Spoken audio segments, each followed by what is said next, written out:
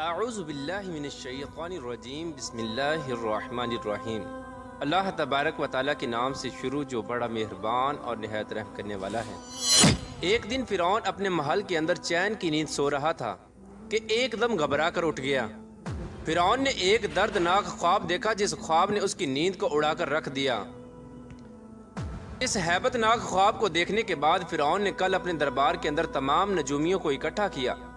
اور اپنے خواب کی تعبیر معلوم کرنے کا کہا۔ فرعون نے نجومیوں کو بتایا کہ اس نے یہ خواب دیکھا ہے کہ بیت المقدس سے ایک آگ ظاہر ہوئی ہے جس نے تمام قبطیوں کو جلا کر راکھ کر دیا، جبکہ بنی اسرائیل کے مسلمانوں کو کچھ بھی نہ کہا۔ چنانچہ اس وقت تمام نجومیوں نے اپنے علم کا استعمال کیا اور اس خواب کی تعبیر نکالی، اور نجومیوں نے فرعون کو خواب کی یہ تعبیر بتائی کہ بنی اسرائیل میں ایک ایسا بچہ پیدا ہوگا جو تمہاری سلطنت کو تباہ و برباد کر دے گا اور خود تمہاری سلطنت پر قابض ہو جائے گا۔ چنانچہ فرعون نے اس خواب کی تعبیر سن کر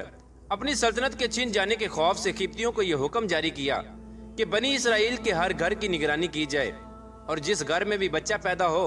اس کو قتل کر دیا جائے، اور بنی اسرائیل کے مردوں کو روک دیا جائے کہ وہ اپنی عورتوں کے بالکل بھی قریب نہ جائیں۔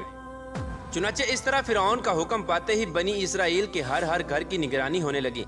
اور بنی اسرائیل کے مسلمانوں کے گھر میں جو بھی بچہ پیدا ہوتا اس کو قتل کر دیا جاتا۔ لیکن اللہ تبارک و تعالیٰ کی تقدیر میں جو کچھ لکھا تھا وہ ہو کر ہی رہنا تھا۔ اسی قتل و غارت کے دوران اللہ تبارک و تعالیٰ کی قدرت سے 2 بچے ایسے پیدا ہوئے جو اس قتل و غارت سے بچ گئے،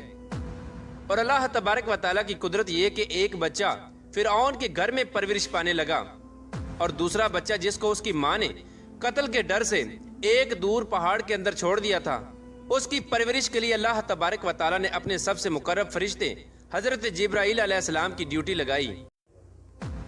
چنانچہ حضرت جبرائیل علیہ السلام روز اس بچے کے پاس آتے اور اس کے منہ میں اپنی انگلی داخل کرتے۔ اس انگلی کی وجہ سے اس بچے کو خوراک اور دودھ ملتا، جس کی وجہ سے اس بچے کی نشو و نما ہونے لگی۔ چنانچہ وقت اسی طرح گزرتا گیا اور وہ دونوں بچے جوان ہو گئے۔ اتفاق سے دونوں بچوں کا نام موسیٰ تھا۔ لیکن اللہ تبارک و تعالیٰ کی قدرت یہ کہ جو بچہ فرعون کے گھر میں پرورش پایا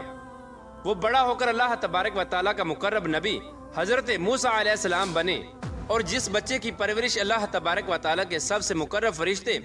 حضرت جبرائیل علیہ السلام نے کی تھی وہ بڑا ہو کر بدبخت سامری جادوگر بنا۔ پیارو دوستو، ادھر جب فرعون کا ظلم و ستم حد سے بڑھنے لگا تو اللہ تبارک و تعالیٰ نے اپنے پیارے نبی حضرت موسیٰ علیہ السلام کو یہ حکم جاری کیا کہ وہ اپنی قوم کو لے کر مصر سے روانہ ہو جائیں، اور اللہ تبارک و تعالیٰ فرعون پر دردناک عذاب نازل فرمانے والا ہے۔ چنانچہ حضرت موسیٰ علیہ السلام اللہ تبارک و تعالیٰ کے اس حکم کی تکمیل کرتے ہوئے اپنی قوم کو لے کر مصر سے روانہ ہو گئے۔ چنانچہ جب حضرت موسیٰ علیہ السلام اور باقی تمام مسلمان دریائے نیل کے قریب پہنچے تو ادھر فرعون کو یہ خبر ملی کہ حضرت موسیٰ علیہ السلام اور اس کی قوم مصر کو چھوڑ کر جا رہے ہیں۔ یہ خبر سنتے ہی فرعون نے اپنے لشکر کو تیار کیا اور اپنے لشکر کو یہ حکم دے دیا کہ بنی اسرائیل کے تمام مسلمانوں کو اور حضرت موسیٰ علیہ السلام کو قتل کر دیا جائے۔ چنانچہ فرعون کا لشکر حضرت موسیٰ علیہ السلام کے لشکر کا تعاقب کرتے ہوئے ان کے پیچھے چل پڑا۔ ادھر جب حضرت موسیٰ علیہ السلام اور بنی اسرائیل کے تمام مسلمان دریائے نیل کے کنارے پہنچ گئے تو حضرت موسیٰ علیہ السلام نے اللہ تبارک و تعالیٰ کی بارگاہ میں دعا کی اور دریائے نیل کے اندر سے رستہ طلب کیا۔ چنانچہ اس وقت اللہ تبارک و تعالیٰ نے حضرت موسیٰ علیہ السلام سے حکم ارشاد فرمایا کہ اپنے عصا مبارک کو دریائے نیل کے کنارے مارو۔ تو اس وقت حضرت موسیٰ علیہ السلام نے اپنے عصا مبارک کو اللہ تبارک و تعالیٰ کے حکم سے دریائے نیل کے کنارے پر مارا،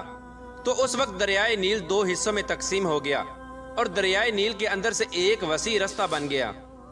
حضرت موسیٰ علیہ السلام اور تمام بنی اسرائیل کے مسلمان اس رستے کو عبور کرتے ہوئے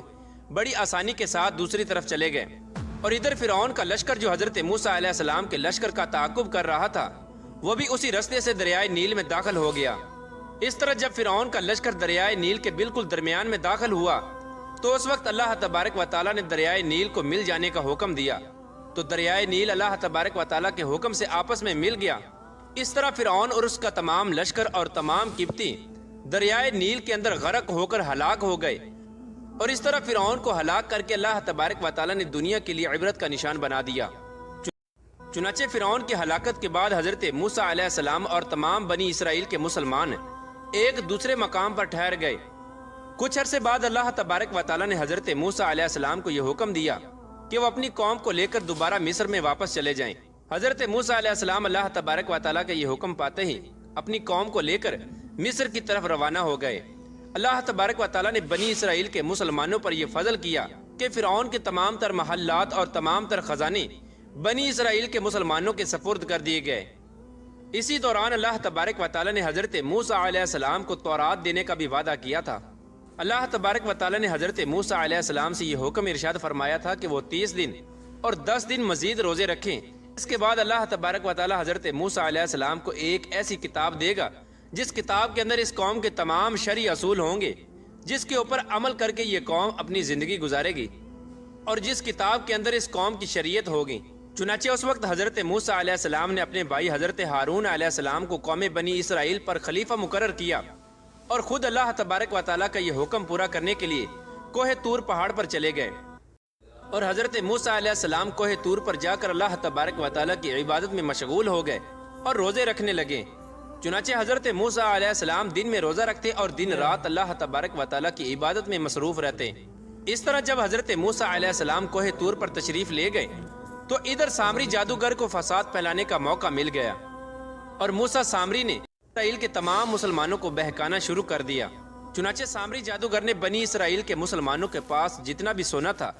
وہ تمام سونا اکٹھا کیا اور آگ کے اندر داخل کر دیا۔ اس طرح وہ تمام سونا دیکھتے ہی دیکھتے ایک بچڑے کی صورت اختیار کر گیا۔ سامری جادوگر یہ منظر دیکھ کر بہت خوش ہوا۔ اس نے اس بچڑے کو اٹھایا اور ایک محفوظ مقام پر رکھ دیا، اور سامری جادوگر نے اس بچڑے کے منہ میں وہ مٹی پھونکی جو سامری جادوگر نے حضرت جبرائیل علیہ السلام کے گھوڑے کے پاؤں کے نیچے سے اٹھائی تھی۔ اس طرح جب سامری جادوگر نے اس مٹی کو بچڑے پر پھونکا تو وہ بچڑا بولنے لگا اور اس بچڑے میں جان داخل ہو گئی۔ چنانچہ بنی اسرائیل کے مسلمان یہ منظر دیکھ کر حیران ہو گئے اور اس بچڑے کو اپنا خدا سمجھنے لگے۔ اس وقت سامری جادوگر نے معاذ اللہ بنی اسرائیل کے مسلمانوں کو بہکانا شروع کر دیا اور بنی اسرائیل کے مسلمانوں سے یہ کہنے لگا کہ حضرت موسیٰ علیہ السلام جس خدا کی تلاش میں گئے ہیں وہ خدا تو ہمارے پاس ہے، اور معاذ اللہ حضرت موسیٰ علیہ السلام وہاں پر ہلاک ہو گئے ہیں۔ چنانچہ سامری جادوگر نے تمام بنی اسرائیل کے مسلمانوں کو اس بچڑے کے سامنے جمع کیا اور اس بچڑے سے پوچھا کہ بتا تو کون ہے؟ بچڑے کے اندر سے آواز آئی کہ میں بنی اسرائیل اور موسیٰ کا خدا ہوں۔ چنانچہ یہ منظر دیکھ کر 12,000 بنی اسرائیل کے مسلمانوں کے علاوہ باقی تمام قوم اس بت پرستی اور شرک کے اندر مبتلا ہو گئی اور اللہ تبارک و تعالیٰ کی وحدانیت کو چھوڑ کر اس بچڑے کی پوجا کرنے لگی اور اس کی عبادت کرنے لگی۔ چنانچہ حضرت ہارون علیہ السلام نے اپنی قوم کو جب اس شرک کے اندر مبتلا دیکھا تو حضرت ہارون علیہ السلام نے اپنی قوم کو اس شرک سے منع کیا۔ حضرت ہارون علیہ السلام نے کہا کہ اللہ تبارک و تعالیٰ ایک ہے، اس کا کوئی شریک نہیں، تم اللہ تبارک و تعالیٰ کو چھوڑ کر اس بچڑے کی عبادت کیوں کرتے ہو؟ اس وقت اس بدبخت قوم نے جو کہ شرک کے اندر مبتلا ہو چکی تھی انہوں نے حضرت ہارون علیہ السلام کو قتل کرنے کی دھمکی دی۔ چنانچہ حضرت ہارون علیہ السلام اس وقت اس دھمکی کی وجہ سے خاموش ہو گئے۔ چنانچہ ادھر جب حضرت موسیٰ علیہ السلام اللہ تبارک و تعالیٰ کے ساتھ ہم کلام ہو کر اور تورات لے کر واپس آئے تو اپنی قوم کو اس شرک کے اندر مبتلا دیکھا۔ آپ نے دیکھا کہ آپ کی قوم اس بچڑے کی پوجا کر رہی ہے۔ یہ منظر دیکھ کر حضرت موسیٰ علیہ السلام جلال میں آ گئے۔ حضرت موسیٰ علیہ السلام نے غضبناک ہو کر اپنے بھائی حضرت ہارون علیہ السلام کو بالوں اور داڑھی مبارک سے پکڑا اور آپ کو جھنجھوڑنے لگے، اور حضرت موسیٰ علیہ السلام اپنے بھائی حضرت ہارون علیہ السلام سے پوچھنے لگے کہ آپ نے اس قوم کو بت پرستی سے کیوں نہ روکا، اور یہ قوم بت پرستی کے اندر کس وجہ سے مبتلا ہو گئی، جبکہ میں آپ کو اس قوم پر خلیفہ مقرر کر کے گیا تھا۔ تو اس وقت حضرت ہارون علیہ السلام نے حضرت موسیٰ علیہ السلام کو بتایا کہ اے میرے بھائی، میں نے اس قوم کو بہت روکا،